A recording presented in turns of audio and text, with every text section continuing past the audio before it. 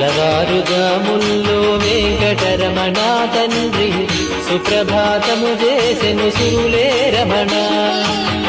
పంచామృతములతో వెంకటరమణ తండ్రి నిత్యాభిషేకములే నిత్యము రమణ. వజ్రమకుటంబుతోను వెంకటరమణ తండ్రి శంకు చక్రధారుడవే తిరుమల రమణ. మూడు నామాలతోను వెంకటరమణ తండ్రి ముల్లోకములు ఏదడి మూర్తి విరమణ.